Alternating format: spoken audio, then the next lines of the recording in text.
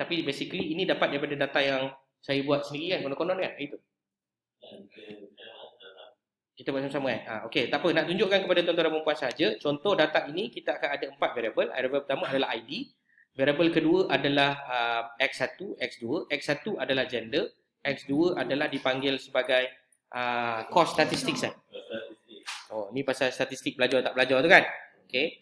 Kemudian kita akan ada contoh yang berikutlah, male female. Okay. Kita akan belajar benda yang sama sebentar lagi. Kita adjust a little bit here and there selepas ini. Boleh Okey, ini dipanggil contohnya adalah data kumulatif. Apa dia? Data kumulatif data kumulatif. Baik. Untuk meraihkan episod ini dengan lebih baik, ada bagusnya kita belajar dulu yang simple ni. Lepas tu baru kita apply yang food lah. Boleh tak? Boleh Kita apply food kejap lagi Okey, so yang pertama, tuan-tuan akan nampak kat sini ada ID, kat sini ada female, kat sini ada X, kat sini ada Y. Betul X1 adalah gender, X2 adalah yes and no. Pernah hadir kelas statistik ataupun tidak Jadi kalau tuan-tuan dan puan nak nampak mudah contoh yang saya tunjuk sekarang ni, saya akan letak butang ascending di mana saya akan menyusun dia mengikut menaik dan menurun. So itu kelebihan menggunakan SPSS ataupun any statistical package. Baik, sekarang ni yang kita nak buat adalah menggunakan weightage. Apa dia? Weightage ataupun pemerat So the way to do that, first step pergi pada data. First step pergi pada data. Mana dapat 75 ni, female yes, kita buat analisis statistik lah kan. Secara pivot table. Tahu pivot table? Tahu kan? Secara kumulatif count kan. Kita buat yang if count tu. Okay, kita dapat 75. Female yang tak datang 99. Okay.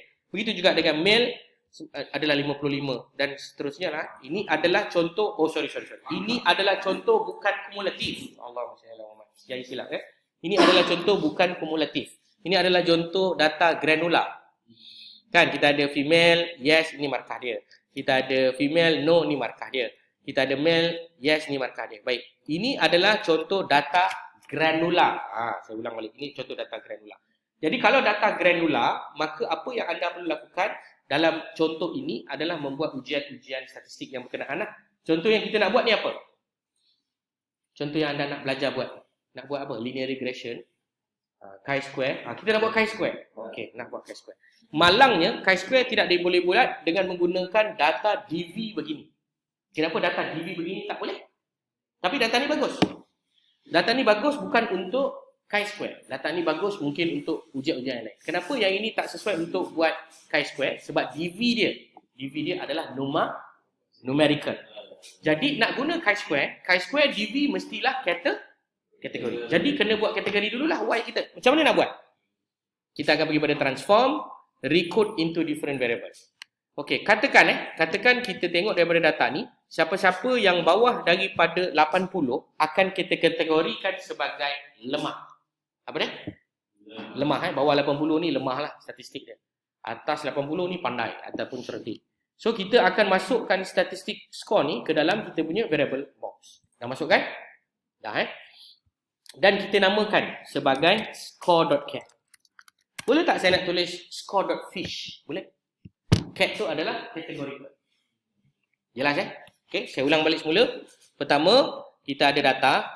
Ini data granular. Saya ulang balik. Saya telah melakukan kesilapan tadi memaklumkan ini data akumulatif. Bukan, ini contoh data granular. Granular maknanya data asal. Data daripada questionnaire. Data daripada anda punya Google Form. Bukan data yang telah dikira oleh PKD. Lepas tu hantar kat JKN. Bukan. Anda akan menghidapi masalah itu. Kemudian yang itu nanti kemudian saya cerita. So yang ini adalah contoh data granular yang asal. So kita ada data-data berikut dan kita nak membuat ujian. Contohnya kita nak buat ujian perkaitan antara female dengan tahap kefahaman mereka kepada statistik. Betul tak? So kita kena ada cut off dulu. Itu syarat utama. Sebab data ni adalah berdivikan numerikal. Jelas Jelas. Nah, 3 kali saya ulang ni. Okey, pergi pada transform, recode into different variable. Dekat sini anda akan masukkan data numerikal berkenaan untuk dikategorikan. So you insert the statistic score inside the input variable box, name as follows, and then you rename the output variable as follows. Namakan variable anda sebagai contoh score.cat. Saya bagi satu lawak tadi, kenapa saya tak bagi score.fish? Sebenarnya cat tu bermasuk kategori. Faham kan? So anda nak buat score .cat ke, y.cat ke, terpulang. Itu tak ada masalah. Itu hanyalah nama variable. Faham Tak boleh tekan spacebar, tak boleh tekan nombor. Kena gunakan format penamaan. Okey, dah sudah tekan butang old and new values. Old and new values down here. Kita ada satu radio button. Dah. Okey, tekan. Dekat sini kita akan ada value. Dalam ni kita ada dua box. We have two box. The old value box and then the new value box. Nampak kan? So old value box, we have a few options. The first one is value. Contohlah anda nak tukarkan value 1 kepada 2. Siapa responden jawab 1, dia akan diberi markah 2. Contoh. Boleh tak? Boleh. Boleh guna kaedah ni. Ataupun anda nak gunakan kaedah yang dipanggil sebagai range, julat. Contoh yang saya akan pakai ni julat lah. Okey, range lowest true value. Siapa yang bawah value ini? Contohnya saya tulis 80. Siapa yang bawah value 80, saya akan letak new value dia adalah 1. Jelas tak? Okey, kemudian saya tekan butang add. Okey, boleh? Boleh follow? Okey. Kemudian kita pergi yang bawah dia pula, namanya range value true highest. Siapa yang lebih daripada berapa tadi? 80. Yang ini akan diletakkan di bawah kategori 2. Okey. Ini saya letak kategori 2. Saya tekan butang apa? Kalau nak lebih tepat, anda boleh buat 80.1. Anda letak 80.1. Itu lebih tepat dan jitu. Dah sudah? Tekan 2 dan tekan butang add. Kemudian anda boleh tekan butang continue. Dan last kali, tekan OK ke tekan paste? Paste. Pandai ya? Saya tekan butang paste. Bila tekan butang paste, dia akan keluarkan syntax ke syaitan? Syntax. Syntax tak keluar. Dia tak keluar tu mungkin dia telah berada di belakang-belakang. Cuba buat tengok. Cara nak tengok, kalau anda pakai Windows, tekan Control Tab. Paste tu tak keluar. Sebab masa tadi, masa anda tekan butang change tu, anda tak tekan butang change tu. Kena tekan change tu dulu. Ni, score.cat ni kena tekan change dulu. Dah change dah. Dah, baru dia boleh enable. Baru dia boleh ada inability to be paste. Dah sudah Sekali lagi ya. Okey, sekali lagi. And transform, recode into different variable. Okey, saya reset dulu. Masukkan statistik score tu. Ni, statistik score. Masukkan dalam input variable. Okey, dah masuk dah? Okey, dah sudah kan? Okey, next, bagikan nama. Bagikan nama. Nama dia score.cat. Score.cat. Tekan butang change. You mesti tekan butang change. Okey, dah sudah? Dah Kemudian, kalau anda tekan butang change, dia akan ada indikator yang ni. Y jadi Y score.cat. Betul tak? Kalau tak, anda tak boleh tekan paste ke OK ke tak boleh. Lepas tu pergi kepada old and new values. Bawah ni. Old and new values. This one. Old and new values. Now, you have to define what kind of old values to be transformed or transcode into another value. In this case, we are going to old values for the range. Dia ada banyak lah. Kita boleh gunakan julat, kita boleh gunakan julat dari, kita boleh gunakan all other values, macam-macam lah. Contohnya, macam case ni, kita nak gunakan siapa yang lebih daripada 80 tu kira kumpulan yang bagus, bawah tak bagus. So, range lowest true value ni maksudnya siapa yang bawah 80 lah. Sebab perkataan dia adalah lowest. Yang ini adalah, kalau kita tengok, kotak old kan? Old. So kita kena define dekat new value ni sebagai kumpulan. Anda nak letak kumpulan nombor berapa, terpulang lah. Tapi ni saya mudahkan je. Dah siap kan? Dia tekan butang add. Tekan butang add. So sekarang ni komputer dah tahu dah. Lowest true 80 akan jadi kumpulan 1. Dia akan baca data daripada atas sampai bawah. Siapa yang lebih, siapa yang kurang daripada 80 akan dijadikan sebagai kumpulan nombor 1. Ini cara nak membuat kategori. Okey, dah sudah? Okey, now siapa yang lebih daripada 80? Kita ambil yang bawah ni. Range value true highest. Seperti yang Erwan cakap tadi, kita letaklah 80.1. So whoever being reported more than 80 lah. 80 and 80, more than 80 is going to be considered as value 2. Kita letaklah kumpulan 2. Kumpulan 2 Okey, dah sudah? Jangan lupa untuk tekan butang add. Okey, dah sudah, tekan butang continue. Last kali anda boleh tekan butang paste. Bila anda tekan butang paste, maka dia akan generatekan syntax untuk tuan-tuan dan puan-puan. Okey, dah sudah. Syntax dia seperti berikut. Okey, syntax ni anda boleh run dengan cara highlightkan those syntax and then run accordingly by pressing Ctrl R ataupun press Command R ataupun anda tekan butang hijau. Tekan butang hijau. Dah tekan dah? Anda tekan je butang hijau, maka dia akan keluar output sort cases by, kemudian dia akan tulis apa? Record Y as lowest and so on. So kita akan adalah seperti berikut. Nombor 1212. Ada tak? Okey. Ctrl R. Kepada contoh ini tak menarik sangat sebab dia jadi 1 dan 2. Sedangkan kita tak tahu 1 dan 2 tu apa. Therefore you have to go to the score.cat ni. Anda perlu menamakan dia punya value. Betul? Value dia anda akan namakan 1 sebagai low lah. Betul? Low knowledge. Contoh low knowledge. Kemudian nombor 2 adalah high knowledge. Okey, persoalan dia dah siap, anda boleh tekan butang O. Okey. Okey, jelas? Saya ulang balik semula. Pada data view ni, asal-asalnya tadi dia dalam bentuk nombor kan? 1 2 1 2, betul tak? Jadi macam mana nak jadikan dia ada makna di sebalik nombor 1 tu? Anda double klik kepada variable berkenaan ataupun pergi kepada variable view, ikutlah mana-mana, klik kepada variable yang berkenaan, namakan value dia pada values yang ada tanda 3 dot. You click these 3 dots and then you name it accordingly lah. In this case, I'm going to name it as follows. Number 1, label as low knowledge. Okay. Number 2, label as high knowledge. Kemudian tekan butang O. Okay. Kemudian pergi balik kepada data view. Okay. Anda boleh tekan butang value label. Di sebelah atas ni ada namanya value label. Dia akan menunjukkan perubahan kepada value yang anda ubah. Okey, cuba buat. Dah sudah? Kalau siapa yang nak follow ni boleh follow. Cara dia tuan-tuan dan puan-puan tadi, pertama ingat anda buat apa tadi? Anda telah membuat satu yang dipanggil sebagai mengubah dia punya nombor mengubah kepada apa tadi? Kategori. So you are going to record it lah. Saya just make a repetition. Tinggal nanti boleh tengok je lah video dan juga the idea. So all and new values, I'm going to use this one.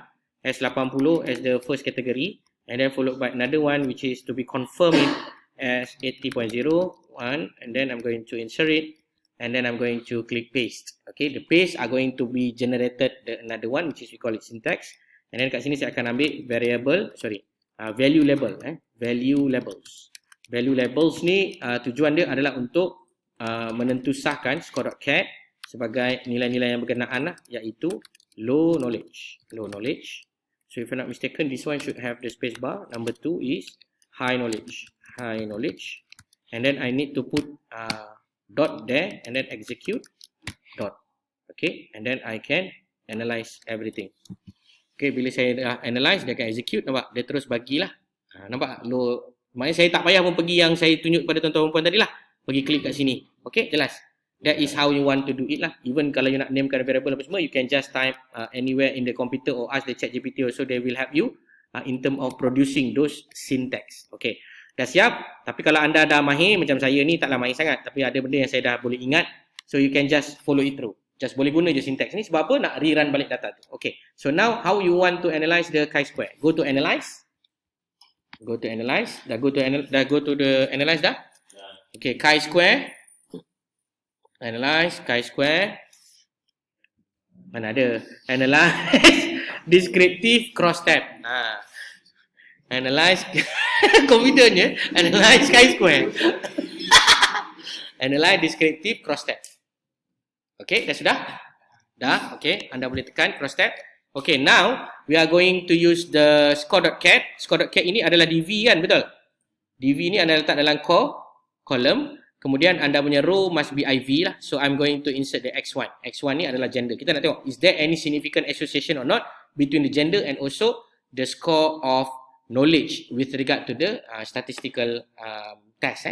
Contohlah, kita punya null apa dia? There is no significant association between gender and status of statistics. And then kita punya alternative, there is an association.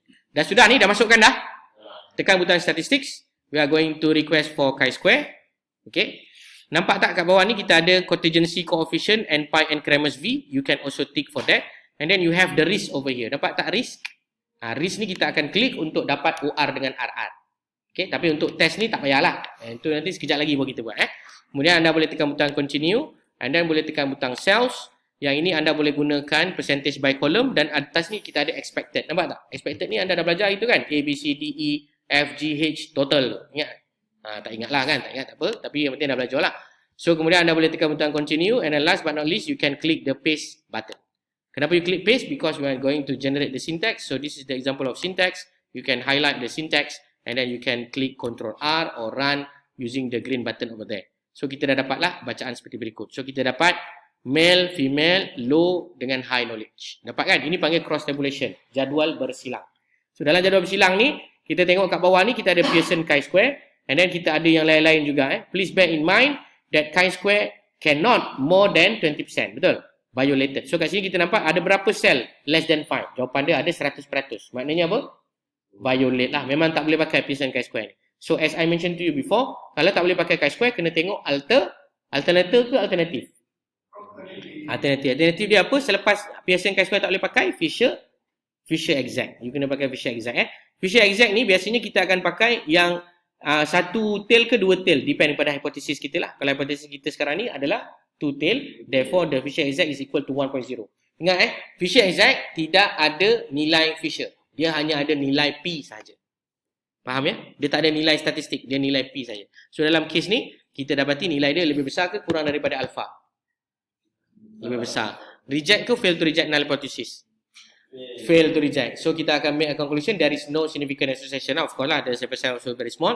Okay, contoh lain, selepas Fisher exact ni tak diberi, dengar kalau tak dapat Fisher exact, Pearson chi-square tak boleh pakai, nak pakai Fisher exact tak ada. So next kita akan pakai likelihood ratio. Okay, likelihood ratio tak ada, pakai continuity correction, and last kali but not least is the linear by linear association. Faham dia punya step tu? That is the way that you want to leverage lah the items. Kemudian bawah ni adalah symmetric measures. Yang ini menceritakan tentang pseudo R. Apa dia? Pseudo R. Tak apa, yang ini saya tak nak tekankan sangat sebab dia akan diajar dalam CCRM. Dia akan diajar dalam CCRM. At least sekarang you dah tahu bahawa ini adalah cara untuk membuat chi-square bagi melihat association between IV and DV. So that's why I encourage you learn as fast as you can for the CCRM with regard to the computer application. After that baru kita belajar. Baik, itu secara tuntasnya mengenai analisa kita. So pada petang ni nanti kita akan belajar satu lagi ilmu bagaimana pula nak menggunakan data kita dan nak menjadikan kumulatif data. Dan daripada akumulatif data tu nak tahu RR dan OR menggunakan yes, pay yes. Apa dia? Yes, pay yes. SPSS lah. Macam mana nak buat? So anda boleh buat dengan dua cara. Satu adalah dengan menggunakan data granular. Satu lagi adalah menggunakan data kumulatif. Dua-dua boleh buat. Kumulatif maksudnya apa? Dia dah ditolong kirakan. Yang kedua tadi saya kata apa? Granular maksudnya data apa? Data asal. Contoh macam mana data asal dan data granular yang macam saya tunjuk tadi. Data measles itu contoh data granular. Data KRM yang kawan anda bagi itu pun data granular. Jadi boleh pakai data granular dan juga berkenaan pada petang ni. Kita akan belajar untuk buat OR, RR dan juga significant level serta CI. Petang ni kita belajar. Saya skip sikit untuk chi-square ni sebab dia akan diajar dalam CCRM. Cuma bila anda belajar dalam CCRM, anda rasa macam ada benda lagi nak ditanya, boleh tanya kemudian lah. Okey, itu saja.